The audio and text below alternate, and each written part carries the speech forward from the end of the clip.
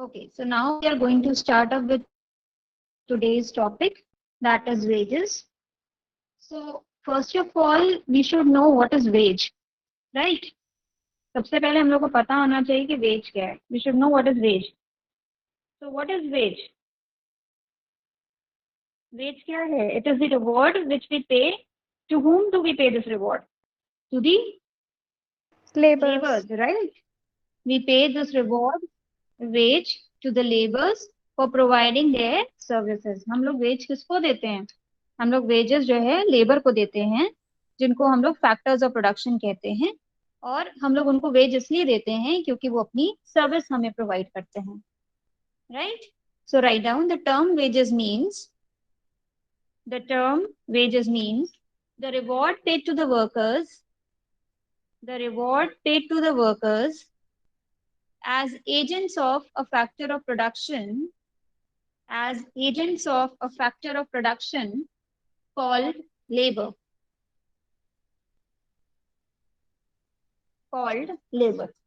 ठीक है? तो किसी भी इनपुट को प्रोड्यूस करने में लेबर जो अपनी सर्विसेज हमें प्रोवाइड करते हैं, तो उन सर्विसेज के अगेंस्ट में, उन सर्विसेज के बदले में हम लोग जो प्राइस उनको पे करते हैं, we call that price as wages. ठीक है? आई होप यहाँ तक क्लियर है. Then there is a definition of wage given by Benham. The definition says a wage may be defined as a sum of money paid under contract by an employer to worker for services rendered. तो इस definition में एक बहुत important word use किया गया है, and that important word is contract. ठीक है? तो एक employer जो है वो अपने worker से contract करता है कि whatever services you will be giving me, I'll be paying you sum of money under this particular contract. और जो contract में जो decide होता है वही price जो है labor को दी जाती है as a reward, and that reward we call it as wage. Is it clear to everyone? Yes, ma'am. Yes, ma'am. Okay. Next. Yes, ma'am. Next heading, write down types of wages. Now there are various types of wages. What are the types of wages? The first one is the piece wage. Please write down piece wage. Piece wage. Now what is piece? Piece का मतलब कि the wages are paid to the workers according to the work which is being done by the workers. और जितना वो लोग number of units produce करते हैं workers, उनके basis पे उनको wage दिया जाता है. This is what we call it as piece wage. I hope it is clear to everyone what is piece wage. Piece wage Yes, are the ma'am. wages which are paid according to the work done or the number of units produced by the worker, and in consideration. You know what is the meaning of the word consideration? Do you know the meaning of the word consideration? Ma'am, money or remuneration? In return. In return. In return. Very good, Puneet. Consideration आप लोग BRFW पढ़ रहे हैं, second year में पढ़ रहे हैं ना BRFW? Yes, ma'am. Yes, ma'am. उसमें आप लोग का एक चैप्टर रहा होगा कंसिडरेशन, नहीं कंसिडरेशन नहीं, देयर वाज अ चैप्टर जिसमें कंसिडरेशन वर्ड बहुत यूज होता है. उसमें क्या होता है कि हाँ कॉन्ट्रैक्ट. तो there is a consideration means something in return of another thing. BRF में कंसिडरेशन का मतलब यही दिया हुआ है कि something in return of another thing, यानी if I am taking something so in return I have to give something else, right? इसको हम लोग कंसिडरेशन कहते हैं. तो लेबर्स का जो कंसिडरेशन है in piece wage is according to the number of units produced, right? Second, write down time wage. Time wage. Time wage क्या होता है? As the name itself suggest that the labour is paid for the services according to the time given. Whatever time the labor gives, according as per the time the labor is given the wages. जैसे for example per hour time decide कर दिया गया है कि अगर तुम 1 घंटा काम करोगे तो 1 घंटा काम करने की मजदूरी जो है 10 रुपए है या 20 रुपए है. ठीक है? तो अगर वो 5 घंटे काम करेगा तो 5 into the rate which is being decided, जैसे 5 into 10 या 5 into 20, जो भी रेट डिसाइड हुआ है पर आवर या पर डे के बेसिस पे, उसको हम लोग टाइम वेज कहते हैं. ठीक है, is it okay? Next point write down, cash wage. Cash wage,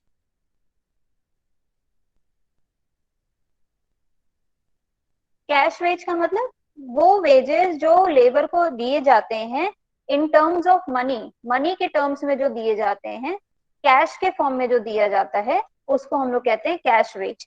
the salary is paid to the worker is an example of cash wage. Have you all written what is cash wage? Yes, ma'am. Okay, next write down wages in kind. Wages in kind,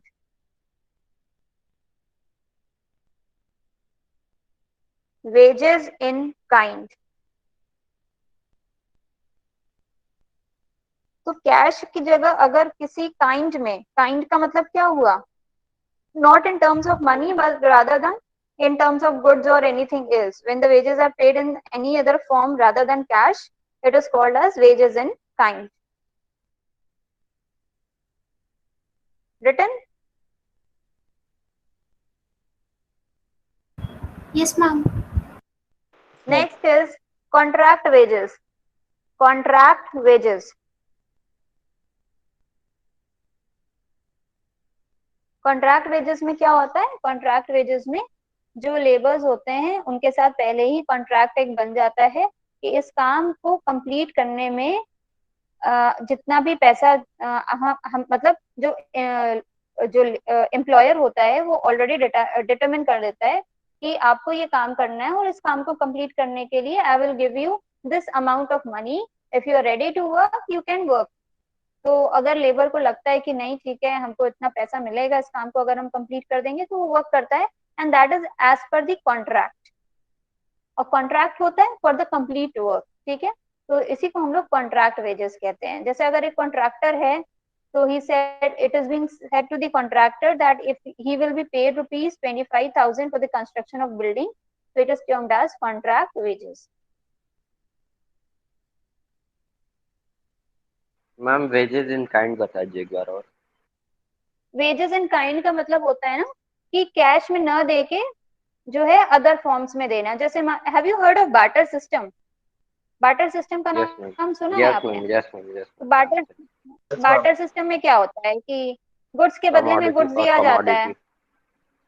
yes, बस वही चीज है, ठीक है? Next write down concept of wages. तो दो तरीके के वेजेस के कॉन्सेप्ट इमर्ज होके आए, वो है नॉमिनल वेज और real wage. The two wages are nominal wage and real wage, ठीक है? Now what is nominal wage? Nominal wage का मतलब होता है, या इसको मनी वेज भी कहते हैं, the total amount of money, the total amount of money received by labour in the process of production is called money wage और नॉमिनल वेज, ठीक है? कहने का मतलब कि जो मनी, जो टोटल अमाउंट ऑफ मनी जो उसको मिलता है, कब मिलता है? During the process of production. उसको जो भी वेजेस मिलते हैं उसको हम लोग मनी वेज कहते हैं या फिर नॉमिनल वेज कहते हैं, ठीक है? रियल वेज क्या होता है? रियल वेज का मतलब होता है वैल्यू ऑफ मनी, है ना? मनी की क्या वैल्यू है जिससे हमें ये पता चले कि हमारा परचेजिंग पावर क्या है। रियल वेजेस हमें क्या बताते हैं? Real wages tell us the purchasing power of money. Are you getting the point? तो इसको हम लोग कहते हैं रियल वेज। यानी मान लीजिए मैंने किसी को 100 रुपए दिए, एक लेबर को मैंने 100 रुपया दिया, अब वो 100 रुपए उस लेबर का क्या हुआ? व्हाट इज दैट 100 रुपए? Money wage. That is a money wage, ठीक है? अब मान लीजिए हमारी इकोनॉमी में इन्फ्लेशन हो गया। Money veg.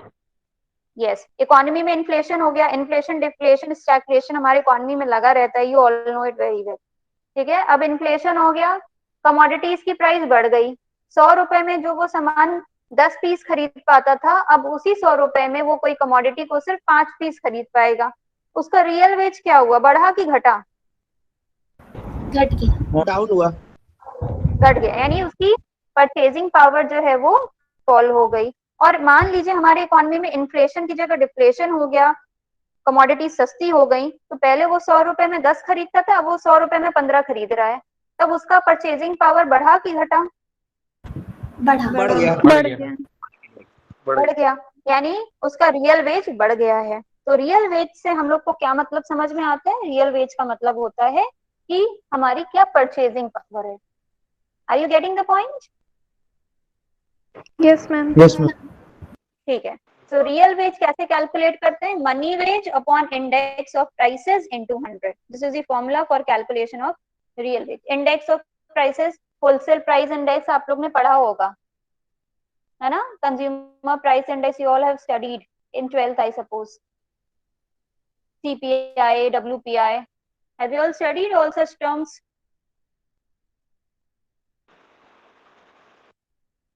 Yes yes or no? Ma'am. हाँ, Yes, ma'am, तो but- वही इंडेक्स ऑफ प्राइसेस है। ठीक है। Now next, write down factors determining real wages. कौन कौन से फैक्टर्स हैं जो रियल वेजेस को डिटरमाइन करते हैं? First is the nature of the job. Right, nature of job से कैसे हम डिटरमाइन करते हैं? अब नेचर ऑफ जॉब अगर हमारी परमानेंट है, if you are there in a permanent job, तो आपको परमानेंटली पैसा बना रहेगा, हर महीने आपको सैलरी मिलती रहेगी। लेकिन अगर आपकी टेम्पररी जॉब है तो ऐसे ऐसे सिचुएशन में जो है आपकी सैलरी बराबर बनेगी नहीं, कभी आपको मिलेगा कभी नहीं मिलेगा। तो रियल वेज है नेचर ऑफ जॉब के ऊपर भी डिपेंड करता है। जैसे अभी कोरोना में जो है कितने प्राइवेट सेक्टर्स ने अपने एम्प्लॉयज को जो है रिट्रेंच कर दिया, निकाल दिया, किया कि नहीं किया? लास्ट ईयर भी ऐसा हुआ था, this time also. I hope you must have heard and कई आप लोग न्यूज में सुनते भी होंगे, सुनते हैं ना? इट हैपेंस Yes, और ma'am. Not? Yes, ma'am. Yes, ma'am. During A during lot of covid people it is have lost happening. their job. Yes, many people lost their jobs. हर बार सुन रहे हैं लॉकडाउन में जो दिल्ली में जितने भी मजदूर लेबर्स काम करते हैं वो अपने गांव वापस चले आते हैं। फिर जब लॉकडाउन अपलिफ्ट होता है, अनलॉकडाउन की सिचुएशन आती है, फिर वो लोग जाते हैं, they go for labour work and all. So उनकी उनके जॉब का नेचर क्या है? Is it permanent? No, it is not at all permanent, it's temporary. So आपका रियल वेज क्या रहेगा? It depends upon the job in which you are indulged in. जैसे कुछ ऑक्यूपेशंस ऐसे होते हैं जो सीजनल होते हैं, जैसे कि एग्रीकल्चर। क्या 12 महीना फसल उगती है? नहीं ना, there is a time for it. Rabi season होता है, खरीफ सीजन होता है कि नहीं होता है? एंड दीज सीजन्स में जो पर्टिकुलर जो होना चाहिए, जिसका प्रोडक्शन जिस ग्रेन्स का होना चाहिए वही होता है। तो बाकी के टाइम पे अगर 4 महीना है, अगर किसी मान लीजिए किसी कमोडिटी का प्रोडक्शन होना है, तो बाकी का 8 महीना तो इट्स वेस्ट। तो जो लोग ऐसे चीजों में इन्वॉल्व है उनका रियल वेज क्या होगा? That will be very low because they are not into a regular job. तो जो रेगुलर जॉब में है they have more of real wage and those who are under seasonal employment और temporary jobs. Are you all getting the point? Yes, ma'am. Yes, ma'am. Okay. Next point, write down future prospect. Ravendra Singh is in your class. Do you know any Ravendra Singh?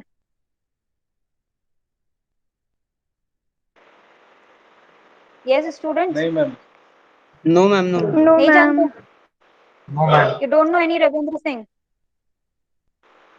No, ma'am. नहीं ma'am, कभी नहीं no सुना। Ma'am. So I'll not admit this. पता नहीं कौन है।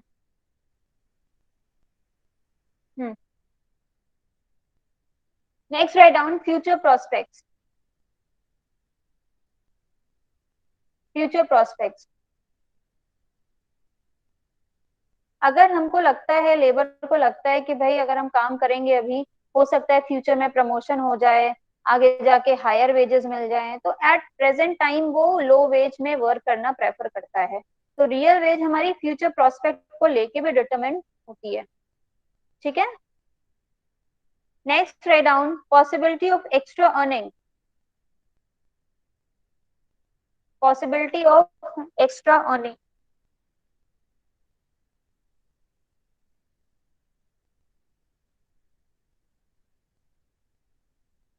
ठीक है। तो कुछ ऐसे ऑक्यूपेशंस होते हैं, कुछ ऐसी जगह होती हैं जहाँ पे हम एक्स्ट्रा अर्निंग कर पाते हैं। तो जो लोग एक्स्ट्रा अर्निंग कर पाएंगे तो ऑब्वियस है उनका रियल वेज ज्यादा होगा कि नहीं होगा? जैसे फॉर एग्जांपल एक हॉस्पिटल में एक डॉक्टर काम करता है और साथ ही साथ वो अपनी प्राइवेट प्रैक्टिस भी करता है, तो ऑब्वियस सी बात है कि उसका जो है रियल इनकम या real veg will be more, right. Next write down mode of payment. Mode of payment.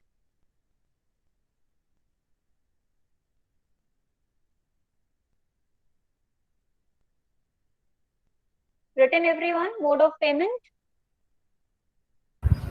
Yes, ma'am. हाँ, तो जैसा कि मैंने अभी आप लोग को बताया कि मनी वेजेस जो हैं हम लोग को इन काइंड भी मिल सकते हैं ना. तो होता क्या है कि कभी कभी जो लेबर्स को पेमेंट होता है कुछ तो उनको वेजेस के मनी के फॉर्म में होता है, और कुछ पार्ट जो है वो तो उनको गुड्स या किसी अदर फॉर्म में भी उनको दे दिया जाता है. तो वो भी we shall will consider that also into the real wages. ठीक है, will consider that also. That will also be included in the real wages.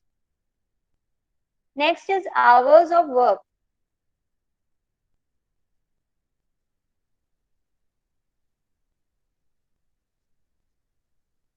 ठीक है, hours of work का मतलब क्या होता है कि जैसे मान लीजिए there are two laborers and both are working in different industries. ठीक है, in one industry a labor has to work hard a lot and has to devote more of time. In the second industry the other labor has to work less and also less time he has to devote, and he is also getting the same wage as the labor one is getting in the first industry. तो किसका real wage ज्यादा होगा? Whose real wage will be more? Ma'am जो जिसको less कम hours के लिए devote work करना कर पड़ रहा है टाइम. हम जो लेस मैम सेकंड वाला Very good. जो सेकेंड इंडस्ट्री में काम कर रहा है जिसको कम टाइम देना पड़ रहा है उसका रियल वेज ज्यादा होगा. तो real veg also depends on the hours of work as well. Then write down other facilities.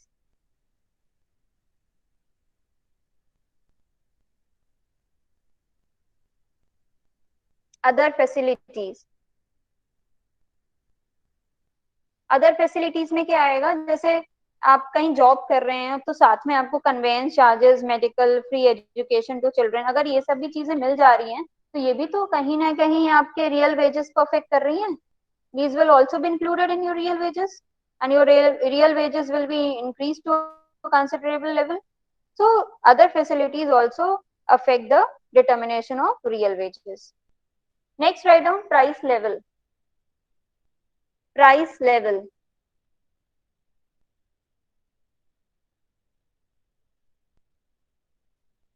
So price level we have already discussed just now. Inflation and deflation, the same context we have to study in the price level.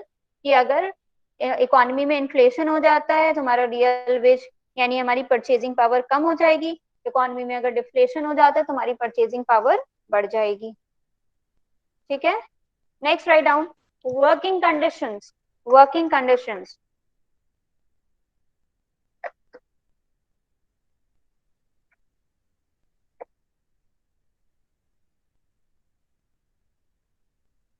ठीक है, दो लोग दो अलग अलग industry में काम कर रहे हैं जैसा कि अभी अभी मैंने बताया. एक इंडस्ट्री में बहुत अच्छा और हेल्दी और क्लीन एटमॉस्फेयर है, वहां पे काम करना अच्छा लगता है और अच्छे वेजेस भी मिलते हैं. और दूसरी जगह जहाँ सेकेंड इंडस्ट्री में जहाँ कोई काम कर रहा है वो बहुत ही डर्टी है, अनहेल्दी है, सिचुएशन अच्छी नहीं है वहां पे काम करने की, लाइफ रिस्क है. तो किसका जो है मनी रियल वेज ज्यादा होगा, किसका रियल वेज कम होगा? मैम जो क्लीन एंड हेल्दी इन्वायरमेंट में है उसका ज्यादा होगा. गुड, उसका रियल वेज ज्यादा फर्स्ट होगा. वाले का नेक्स्ट सोशल. हाँ प्रद्युमन. कुछ नहीं. Okay, next social status.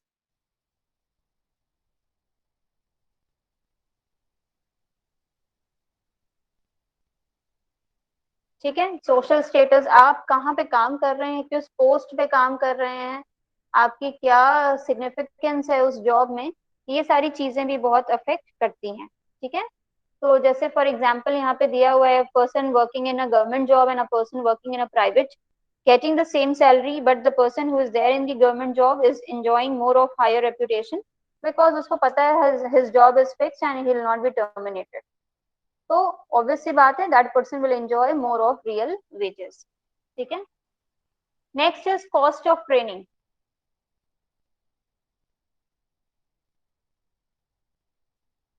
Cost of training बताइए, अगर ट्रेनिंग किसी एम्प्लॉय को ट्रेनिंग देने में अगर कॉस्ट ज्यादा हो जा रही है तो उसका रियल वेज ज्यादा होगा कि कम होगा? Think and tell. कम। क्यों होगा पुनीत? वाई? मैम क्योंकि उसको कॉस्ट उठाना पड़ रहा है ट्रेनिंग में, और उससे प्रॉफिट उतना ही हो रहा है, उसको बाद में सैलरी उतनी ही मिल रही है जितने दूसरे को मिल रही है। ओके, देखिए कॉस्ट ऑफ ट्रेनिंग में क्या होता है ना, जब भी लेबर्स अपने एम्प्लॉयज को किसी भी तरह की ट्रेनिंग देते हैं तो कहीं ना कहीं उनको वो अफेक्ट करता है, और जितनी महंगी ट्रेनिंग रहेगी उस सैलरी नेगोशिएशन फिर उसी हिसाब से रहेगा। तो उसका रियल वेज ऑब्वियस सी बात है कि अगर ट्रेनिंग का कॉस्ट अगर कम है तो रियल वेज ज्यादा है, ट्रेनिंग का कॉस्ट अगर ज्यादा है तो real veg is less. Next write down travel expenses. क्या मैम, क्या फिर से बताइए तो। कॉस्ट ऑफ ट्रेनिंग मैम वही जो बताएं कि अगर कॉस्ट ज्यादा होगा तो वाला। देखो क्या होता, हाँ देखो क्या होता है कि तुम अगर कहीं जाओगे, if you go somewhere for work, है ना, तो और अगर तुम्हें वो काम नहीं आएगा तो तुम्हारा एम्प्लॉयर तुमको ट्रेनिंग देगा? द एम्प्लॉयर विल गिव नहीं यू ट्रेनिंग व्हेन द नहीं। Employer will provide you with, हाँ, हाँ हाँ। and आपको if the नहीं। employer will provide you the training, then in that situation the employer has to incur some cost। Instructor रखेगा, तुमको एक प्लेटफॉर्म देगा जहाँ पे तुमको ट्रेनिंग दी जाएगी, है ना, इलेक्ट्रिसिटी चार्जेस हैं, इंस्ट्रक्टर के चार्जेस हैं, बहुत सारे चार्जेस हैं, यानी वो कॉस्ट में जुड़ जाएगा जो वो तुमको ट्रेनिंग देगा। तो अगर वो ट्रेनिंग देने का खर्चा अगर बहुत ज्यादा रहेगा तो तुमको क्या लगता है, तुमको बहुत ज्यादा सैलरी मिलेगी? फिर नहीं। नहीं मिलेगी ना। वही कहने का मतलब है कि अगर ट्रेनिंग का कॉस्ट ज्यादा आएगा तो आपका समझ गया रियल समझ वेज गया। भी अफेक्ट होगा। Right, clear to everyone? हाँ okay, yes. Next is next is travel expenses.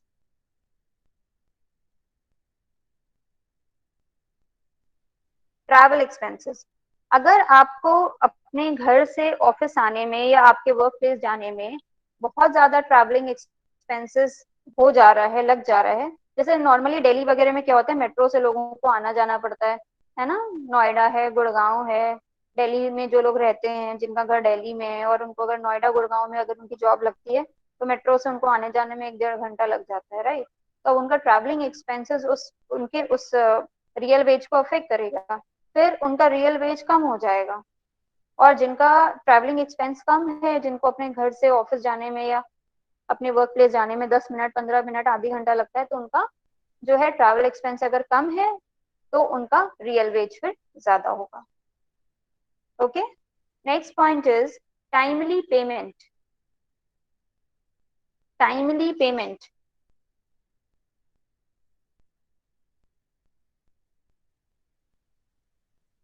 Timely payment क्या होता है? टाइमली पेमेंट का मतलब होता है कि जहां आप काम कर रहे हैं वहां पे आपको पेमेंट कम मिल रहा है। कई जगह पे फर्स्ट डे, मंथ के फर्स्ट डे मिल जाता है, कई जगह पे लास्ट मंथ का लास्ट डे मिल जाता है, कई जगह पे नेक्स्ट मंथ का 15 दिन बीतने के बाद मिलता है। तो पेमेंट करने का सबका अलग अलग क्राइटेरिया होता है। कोई सोचता है अगले के 15 दिन का ब्याज जोड़ लें तब फिर उसके बाद लोगों को वेज दें और सैलरी दें। तो बहुत कैलकुलेटिव माइंड होता है, राइट। तो जहाँ पे पेमेंट बहुत टाइमली मिल रहा है, यानी महीने के पहली दूसरी तीसरी तारीख तक मिल जा रहा है, तो वहां पे रियल वेज ऑब्वियसली बात है कि ज्यादा होगा, और जहाँ पे टाइमली पेमेंट नहीं मिल रहा है वहां पे रियल वेज जो है कम होगा। जैसे गवर्नमेंट और प्राइवेट, गवर्नमेंट में जनरली 1-2 दिन में सैलरी आ जाती है फर्स्ट सेकेंड डे तक, प्राइवेट में महीने के 15वें दिन सैलरी मिलती है, 10 से 15वें दिन। तो आप देख लीजिए किसका रियल वेज ज्यादा होगा, किसका ज्यादा होगा बताइए? Government job. Government. Government. Obviously. ठीक है, next point, yes government job. Next point write down money wages, जो कि बहुत ही इंपॉर्टेंट है। अगर मनी वेज आपका ज्यादा है रियल वेज ज्यादा रहेगा, मनी वेज अगर कम है तो रियल वेज आपका कम रहेगा। क्लियर है? I hope it is Yes, clear to ma'am. Everyone. ठीक है, now we move ahead with the theories of wages. अभी तक हम लोग ने वेजेस के कॉन्सेप्ट किए, now will move ahead with the theories of wages. So the first theory that we are going to do is the wage fund theory. Please put the heading wage fund theory.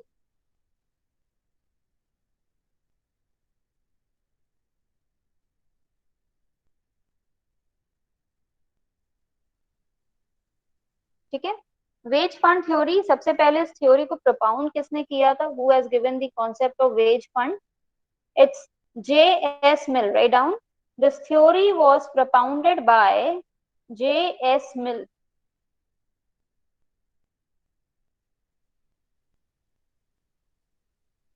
This theory was propounded by J.S. Mill. J.S. Mill ने इस theory को बताया कि जो theory है wage fund theory, यानी जो labour का वेज है वो दो चीजों के ऊपर डिपेंडेंट है। वो दो चीजें क्या हैं? एक तो है population, first one is the population and the second one is the capital. First one is the population and the second one is capital. ठीक है, पॉपुलेशन से आप क्या समझते हैं? पॉपुलेशन का मतलब होता है सप्लाई ऑफ लेबर, यानी कितने लेबर अवेलेबल हैं मार्केट में फॉर वर्क। कैपिटल का मतलब होता है कि हमारे पास जो भी कैपिटल है, जितना भी हमारे पास फंड अवेलेबल है, उस फंड में से हमने कितना वेजेस के लिए सेपरेट किया है, यानी टोटल फंड में से हम वेजेस कितना दे पाएंगे उसको हम सेपरेट कर देते हैं। तो हमारी ये जो थ्योरी है wage fund theory, it is entirely dependent on to these two factors, that is population and capital. So write down, according to Mill,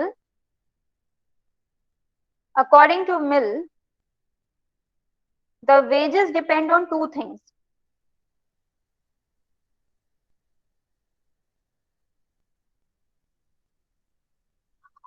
First, wage fund. Now what is wage fund? Write down, a portion of available capital supply or fund, available capital supply or fund is set apart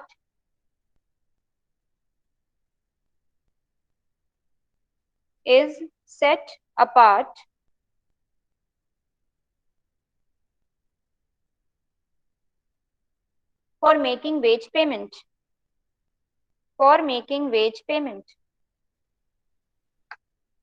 And second is supply of labor.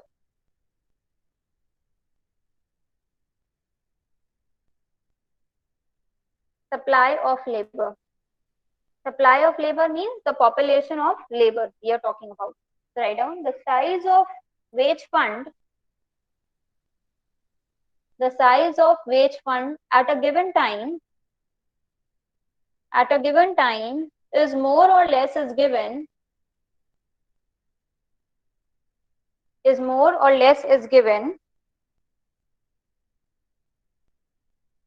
and if the supply of labor increases, the general wage rate will go down, and vice versa.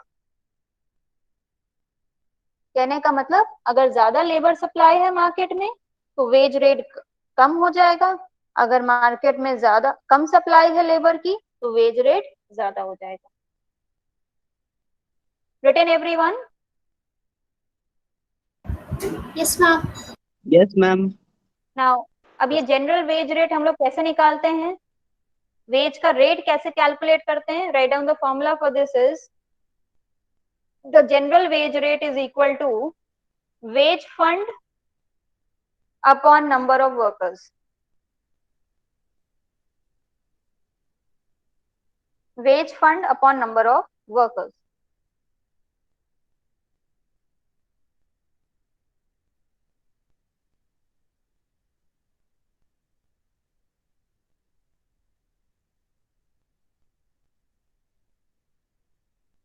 Written everyone? Yes, ma'am. Okay, next write down. You don't have to write, you just listen to what are the criticisms of this theory. As in the last class I also said कि आप जब भी कोई theory को बताएंगे, explain करेंगे, तो आपको पता होना चाहिए कि उस थ्योरी का क्रिटिसिज्म क्या है, क्योंकि क्वेश्चन ऐसे ही आता है क्रिटिकली एग्जामिन दिस थ्योरी या critically examine the wage fund theory. तो क्रिटिकली एग्जामिन जब वर्ड ऐड हो जाता है तो इसका मतलब कि आपको बताना है इस थ्योरी में क्या क्रिटिसिज्म्स हैं। तो थ्योरी पहले आप बताएंगे, उसके बाद उसके क्रिटिसिज्म्स को आप बताएंगे, राइट। तो पहला क्रिटिसिज्म ये है इस थ्योरी का कि this theory does not explain how the wage fund originated. This theory does not explain how the wage fund originated. Wage fund कैसे आता है, ये इसमें एक्चुअली कैसे ओरिजिनेट होता है इस थ्योरी में नहीं बताया गया। नहीं बताया गया ना, बस बोल दिया गया है ना कैपिटल से वेज फंड को अलग करना होता है, राइट। कैसे अलग करना है, किस प्रपोर्शन में अलग करना है, nothing is been told. So this is one of the criticism. The second criticism is that theory does not give attention to the efficiency of labor. Labour की एफिशिएंसी पे लेके, लेबर की एफिशिएंसी को लेके इस पर्टिकुलर थ्योरी में कहीं भी कोई जिक्र नहीं हुआ है। So this is again one of the important criticism of the wage fund theory, because labor की efficiency plays a very very important role, whether labor is efficient or not, क्योंकि उसके अकॉर्डिंग ही wages को determine किया जाता है। And the third point is the demand for labor is not determined by the size of the wage fund as arrived by the wage fund theory. यहाँ पे तो demand for labour की बात ही नहीं हो रही है इस पर्टिकुलर थ्योरी में, तो सिर्फ सप्लाई ऑफ लेबर की बात हो रही है ना। तो ये भी एक क्रिटिसिज्म है इस पर्टिकुलर थ्योरी का कि demand for labour is not determined by the size of wage fund as arrived by the wage fund theory. So these are the criticisms. I hope you all have understood the criticisms. Yes, ma'am. Yes or no, student? Yes. Next theory Yes, is ma'am. the subsistence theory of wages. Subsistence theory of wages. This is also a very important theory. Subsistence theory of wages. Subsistence से आप लोग क्या समझते हैं? What do you mean by the word subsistence? बताइए। Ma'am minimum earning. Okay. Anyone else? Subsistence.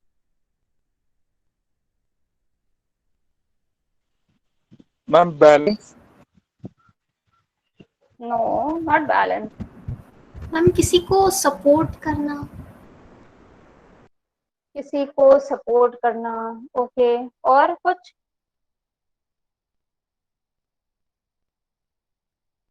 Subsistence का मतलब होता है कि जैसे अपनी जीविका चलाने के लिए, अपनी लाइफ को चलाने के लिए क्या क्या चीजें हमारे लिए जरूरी हैं। खाना जरूरी है, कपड़ा जरूरी है, पानी जरूरी है, एक घर जरूरी है। ये सारी चीजें जरूरी है कि नहीं जरूरी? बेसिक नीड्स आर इम्पोर्टेंट और नॉट? Yes, ma'am. और ये लेबर्स जो होते हैं, how do they fulfil there basic needs? वो क्या अपनी बेसिक नीड्स को पूरा कर पा रहे हैं? तो theory is based on the subsistence. मैंने आपको इस थ्योरी का एक जिस्ट बता दिया कि इस थ्योरी में बताया गया है कि जो वेजेस दिया जाता है लेबर्स को, क्या वो वेज उनकी बेसिक नीड्स को पूरा कर पाता है? नेसेसिटीज हैं, कंफर्ट्स हैं, लग्जरीज तो ऑब्वियस सी बात है कि will not be covered under this subsistence, लेकिन क्या नेसेसिटीज एंड कंफर्ट को कवर कर पाता है wages? So the theory is all about the subsistence theory of wages. ठीक है, अब आपको इसका मतलब समझ में आ गया, तो अगर आप 2 महीने बाद भी अगर आप रिकॉल करना चाहेंगे तो थ्योरी आप आराम से रिकॉल कर सकते हैं, because you know the basic context behind this theory, isn't it और not? Yes ma'am. Yes, ma'am. Yes, ma'am. Ma'am. Yes, Yes. ma'am. तो इसके लिए सबसिस्टेंस थ्योरी ऑफ वेजेस का मतलब होता है कि जो वेजेस दिए जाते हैं लेबर्स को, क्या वो उनके सबसिस्टेंस लेवल को पूरा कर पाते हैं कि नहीं कर पाते हैं। तो this theory is on to that, is based on to that. ठीक है, now this theory was given by, write down, the theory was given by German economist Lassley. German economics Lassley. I hope the screen is visible to everyone, so you can see the Yes, spelling. ma'am. Yeah, you can see the spelling from there.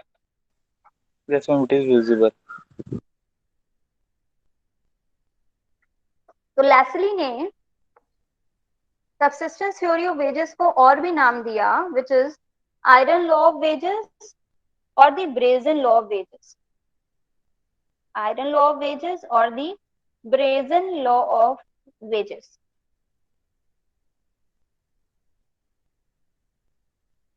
ठीक है, और ये जो theory है it is based on the Malthusian theory of population, Malthusian theory of population.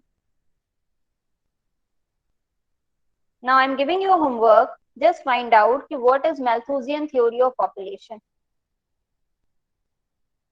I'll ask you all tomorrow. Malthusian theory of population. ठीक है?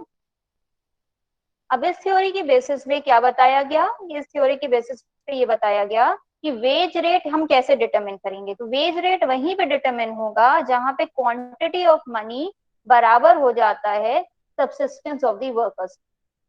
So according to this theory, the wage rate tends to be equal to the quantity of money which is necessary for the subsistence level. यहाँ पे यानी जहाँ पे quantity of money is equal to subsistence level हो जाएगा, that point will be the determining point for the wage rate.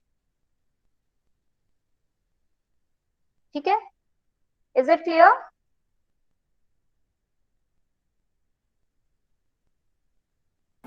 Yes, ma'am.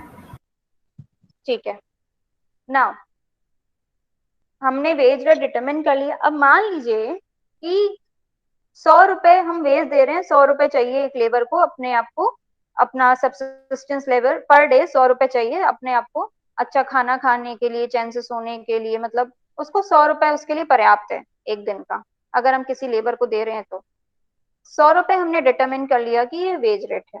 अगर wage rate हमारे subsistence level से ज्यादा है, हम उसको 100 रुपए दे रहे हैं लेकिन वो लेबर अभी भी 20 रुपए बचा ले रहा है, यानी 80 रुपए में ही उसका गुजारा हो जा रहा है, वो 20 रुपए बचा ले रहा है, तो इससे लेबर की सप्लाई पे क्या इफेक्ट पड़ेगा? What will be the effect on the supply of labour? Increase in labour supply. Increase होगा। Very good, yes, the supply of labor will increase because there will be competition among the laborers, है ना। और जब wage rate हम ज्यादा दे रहे हैं subsistence level से तो कंपटीशन बढ़ेगा, और कंपटीशन बढ़ेगा तो फिर वो वेज रेट को पुश करेगा डाउन की तरफ, और वो हमारे सबसिस्टेंस लेवल के बराबर आ जाएगा। और इसी का कॉन्ट्ररी हम लोग देख लेते हैं कि अगर वेज रेट जो हम दे रहे हैं थोड़ा कम दे रहे हैं सबसिस्टेंस लेवल से ज्यादा, मतलब कंपैरिजन में, जैसे हमने 100 रुपए दिया और जो लेबर है उसका पूरा पड़ रहा है 120 रुपए में, यानी 20 रुपए उसको कम पड़ रहा है, ऐसे केस में क्या होगा? ऐसे केस में फिर हमारा वेज रेट जो है वो इंक्रीज करेगा। ठीक है? Now this is the diagram for the subsistence wage. तो डिमांड डाउनवर्ड स्लोपिंग कर्व है, ऑब्वियस सी बात है डिमांड डाउनवर्ड स्लोपिंग ही रहेगा। क्यों डाउनवर्ड स्लोपिंग रहेगा बताइए? मैम प्राइस बढ़ेगी तो due to demand, decrease in MRP. One by one, yes Amrita. Ma'am price अगर बढ़ेगी तो डिमांड घटेगी, और डिमांड अगर प्राइस अगर घटेगी तो डिमांड बढ़ेगी, प्राइस बढ़ेगी तो डिमांड घटेगी, सेम ही बोल दिया हाँ, क्या? तो वही सेम कॉन्सेप्ट, जैसे अगर सप्लाई ज्यादा है तो वेज रेट हम कम देंगे, सप्लाई कम है तो वेज हम ज्यादा देंगे, यही ना मतलब हुआ। Ma'am inverse relationship between price and demand. Yes, inverse relationship है। ठीक है, तो आप जो फिगर दिया हुआ है आप लोग इस फिगर को बना लीजिए। And the figure says that the demand and supply of labour की डिमांड एंड सप्लाई हम लोग एक्स एक्सिस पे मेजर कर रहे हैं, और उनका वेज रेट या सबसिस्टेंस वेज रेट जो है हम लोग वाई एक्सिस पे मेजर कर रहे हैं। ठीक है, okay. OW is the subsistence level of wages, और उनको सबसिस्टेंस के लिए जो वेज चाहिए दैट इज दी OW, और ये हमारा कांस्टेंट रहेगा। This OW will be constant, yes और नो? भाई इतना तो चाहिए ही चाहिए ना, this is Yes, ma'am. What we want, right? Now the supply of labour is perfectly elastic, wage rate neither can fall below OW nor can increase above the level of OW. Although the demand increases from DD to D1, yet the wage rate remains the same at OW. हमारा जो supply of labour है that is perfectly elastic, भाई जैसे demand रहेगी उस हिसाब से labour की सप्लाई होगी, लेकिन जो डिमांड है वो हमारा जो है डाउनवर्ड स्लोपिंग रहेगा, क्योंकि डिमांड हमारी बढ़ सकती है और डिमांड हमारी घट भी सकती है। Is it clear? मैम पर OW में चेंजेस आ सकता है ना अगर इन्फ्लेशन डिफ्लेशन हो। नहीं नहीं नहीं नहीं, ये OW आपका सब्सिस्टेंस लेवल बता रहा है पुनीत, ये फिक्स मैम पर रहेगा। वो सब्सिस्टेंस लेवल वो चेंज हो सकता है ना अगर इन्फ्लेशन डिफ्लेशन हो। नहीं, इस थ्योरी में हम लोग सब्सिस्टेंस लेवल को चेंज नहीं कर रहे हैं ना पुनीत, क्योंकि इसी के बेसिस पे हम लोग जो है वेज का डिटर्मिनेशन कर रहे हैं ना, वेज रेट को इसी के बेसिस पे हम लोग डिटरमिन कर रहे हैं। ठीक है, हर थ्योरी किसी ना किसी अजम्पशन को लेके चलती है। Are you getting the point? Yes ma'am. हाँ, तो यहाँ पे जो है अगर हम लोग इसको बढ़ाएंगे घटाएंगे तो वेज रेट तो फ्लक्चुएट ही होता रहेगा ना फिर।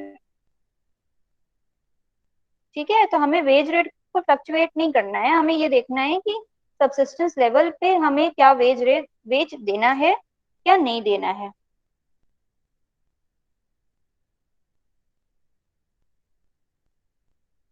ठीक है, is it clear? Yes ma'am. Okay. Next is the criticisms of the theory. Okay. Now the theory has been criticized on the following grounds. The first is it is difficult to precisely estimate the subsistence level on account of difference in wants of the workers, difference in family size, etc. Yes, this point is very correct. कहाँ चला गया?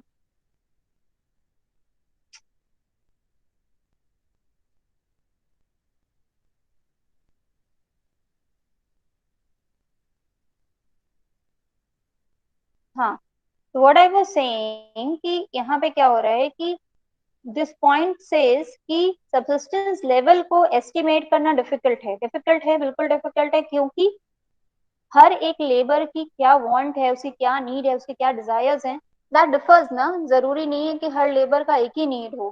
भाई किसी को लगता है कि नहीं उसके बच्चे तो उसको बच्चों को पढ़ाना चाहिए, किसी को लगता है नहीं हमें अपने बच्चे को पढ़ाना नहीं है, उससे सिर्फ काम भगवान ने भेजा है, उसको दो हाथ देके तो हमें उससे काम करवाना है। these concepts prevail in our society still, right? तो subsistence level को estimate करना is actually very difficult task because there are differences in wants and of the workers. ठीक है? Second is this theory examines the wage determination from the side of supply and ignores the demand side. Exactly, ये theory जो है supply side पे ही focused है, demand side को ignore कर रही है. Third, the theory makes us believe that the wage rate will be uniform in all occupations. Thus, this theory fails to explain the difference in wage rate in different establishments. Obvious सी बात है कि अगर हम लोग अलग अलग occupations की बात करें तो ये थ्योरी वर्क नहीं करेगी।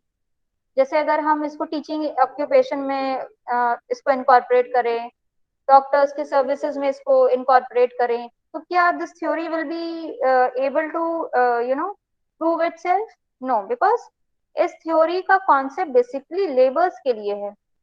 सब्सिस्टेंस लेवल हम लोग किसका देखते हैं? लेबर्स का ही देखते हैं ना। तो this theory fails to explain the difference in wage rate in different establishments. Okay, then next criticism is that the hypothesis is that when the wage rate increases above subsistence level, the growth of labor force will increase is not borne out of facts. ये बात भी सही कह रहा है कि जैसे theory में बोला गया कि अगर हम ज्यादा वेज दे देते हैं सब्सिस्टेंस लेवल से, जैसे मैंने बताया हमने 100 रुपए दिया और लेबर को 80 रुपए की जरूरत थी, तो फिर इस थ्योरी में ये बताया गया कि फिर कंपटीशन हो जाएगा, ज्यादा से ज्यादा लेबर जो है इसमें मतलब कंपटीशन होने लगेगा और फिर they will push down the wage rate. लेकिन लेबर की सप्लाई भी तो डिपेंड करती है ना। तो वही यहाँ पे कह रहा है कि the growth of labour will increase is not born out of the fact, कि कहीं से नहीं प्रूव हो रहा है कि हाँ लेबर की सप्लाई फिर ज्यादा होगी।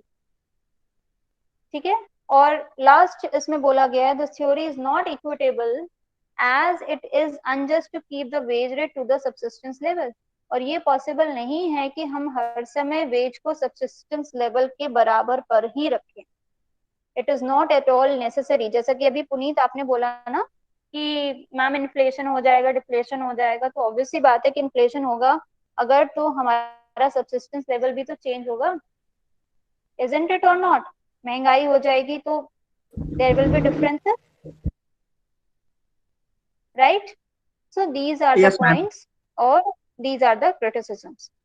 So I hope it is clear to everyone. आज हम लोग ने 2 थ्योरी कवर की है वेजेस में, अभी 2-3 थ्योरीज और हैं जिसको हम लोग will cover it in the next class, that is tomorrow. ठीक है? Okay, anything you want to ask anyone?